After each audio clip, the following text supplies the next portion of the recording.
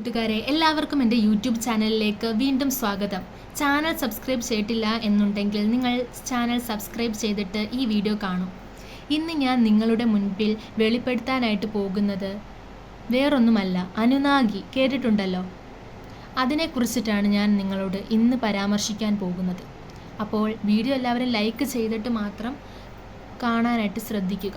Okay, അപ്പം ഞാൻ പറയാൻ പോകുന്നത് എന്ന് ചോദിച്ചാൽ ആരാണ് ഈ അനുനാഗി? ആയിരക്കണക്കിന് വർഷങ്ങൾക്ക് മുൻപ് ഭൂമിയിലെത്തിയ ഒരു രഹസ്യജാതി മനുഷ്യരെ സൃഷ്ടിച്ചു എന്ന് പറയുന്ന കഥ നിങ്ങൾ കേട്ടിട്ടുണ്ടോ?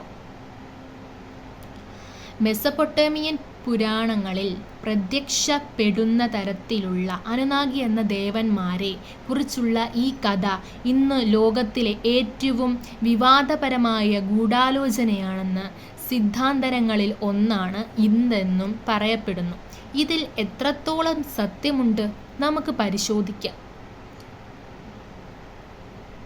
അനുനാഗി എന്ന പേര് പുരാതന സുമേറിയൻ സംസ്കാരത്തിൽ നിന്നാണ് വരുന്നത്.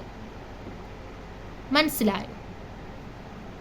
ഇന്നത്തെ ഇറാഖ് പ്രദേശത്തായിരുന്നു സുമേറിയൻ സംസ്കാരം നിലനിന്നിരുന്നത്. അത് നിങ്ങൾക്കറിയാമോ? യെസ്, ഇന്നത്തെ ഇറാഖ് പ്രദേശത്തായിരുന്നു ഈ പറഞ്ഞ സുമേറിയൻ സംസ്കാരം നടന്നിരുന്നത്. ഇത്രയും മനസ്സിലായി കാണുമല്ലോ. അപ്പം സുമേറിയൻ ഗ്രന്ഥങ്ങളിൽ അനുനാഗി ദേവന്മാരുടെ ഒരു കൂട്ടമായാണ് വിവരിക്കപ്പെട്ടിരിക്കുന്നത്.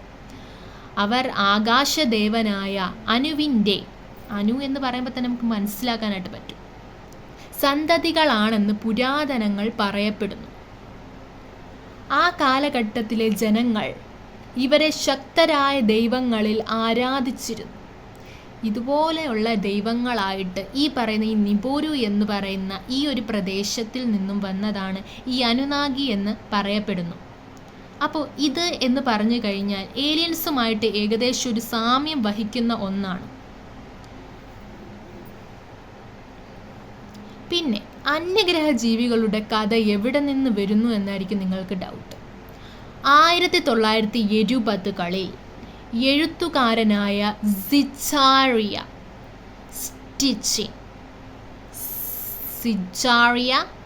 സിറ്റ്ചിൻ ഒരു വിവാദമായി മുന്നോട്ട് വച്ചിരുന്നു. അദ്ദേഹത്തിൻ്റെ അഭിപ്രായത്തിൽ അനുനാഗി യഥാർത്ഥത്തിൽ നിബിറു എന്ന ഗ്രഹത്തിൽ നിന്നെത്തിയ അന്യഗ്രഹ ജീവികളായിരുന്നു എന്നായിരുന്നു അദ്ദേഹം പറഞ്ഞിരുന്നത്. അതുകൊണ്ടാണ് ഇന്ന് നിബുരു എന്ന് പറയുന്ന ഗ്രഹത്തിൽ നിന്നാണ് ഈ പറഞ്ഞ അനുനാഗികൾ വരുന്നത് എന്ന് ശാസ്ത്രം പറയപ്പെടുന്നുണ്ട്. അവർ ഭൂമിയിൽ സ്വർഗം ഖനനം ചെയ്യാനെത്തുകയും ജോലി ചെയ്യാൻ മനുഷ്യരെ ജനിതപരമായി സൃഷ്ടിക്കുകയും ചെയ്തുവെന്നാണ് അദ്ദേഹം അവകാശപ്പെടുന്നത്. ഈ ആശയം പിന്നീട് ആൻഷ്യൻ്റ് ഏലിയൻസ് എന്നറിയപ്പെടുന്ന സിദ്ധാന്തത്തിൻ്റെ പ്രധാന ഭാഗമായി തീർന്നു. മാത്രമല്ല, ഇതിനകത്ത് ശാസ്ത്രം എന്താണ് പറയുന്നത്?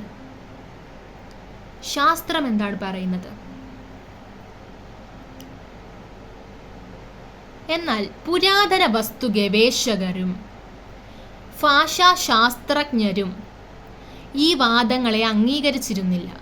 ഇതൊക്കെ വെറും ഒരു സൂപ്പർസ്റ്റിഷ്യസ് ആയിരിക്കും, ഇതൊക്കെ ആൾക്കാർ പറയുന്ന വെറും ഒരു അന്ധവിശ്വാസമായിരിക്കും എന്ന് പറഞ്ഞതുകൊണ്ട് അവരാരും ഇതൊന്നും വിശ്വസിച്ചിരുന്നില്ല. സുമേറിയൻ എഴുത്തുകളുടെ പ്രധാന ധാരാ വിഭജനങ്ങൾ അനുനാഗി ദേവന്മാരാണ് പ്രത്യക്ഷപ്പെടുന്നത്. ഇങ്ങനെയുള്ള ഈ വിവർത്തനങ്ങളൊക്കെ അനുനാഗികളെ പ്രത്യക്ഷപ്പെടുത്തുന്നത് ആരാണ്? ഈ സുമേറിയൻ എഴുത്തുകളുടെ പ്രധാന ഭാഗമാണ്. അവരെ അന്യഗ്രഹ ജീവികളായി ചിത്രീകരിക്കുന്ന തെളിവുകളൊന്നും ലഭിച്ചിട്ടില്ല. കൂടാതെ നിബുരു എന്ന ഗ്രഹം ഭൂമിയിലേക്ക് വരുന്നതായി തെളിവും അങ്ങനെ ശാസ്ത്രവും ഒന്നും നിലനിന്നിട്ടുമില്ല. മനസ്സിലായോ? അപ്പോൾ ഞാൻ ഇത്രയും പറഞ്ഞാൽ നിങ്ങൾക്ക് എന്താണ് മനസ്സിലാക്കാനായിട്ട് സാധിച്ചത്? ശാസ്ത്രങ്ങൾക്ക് പൊതുവെ തെളിവുകളൊന്നുമില്ല.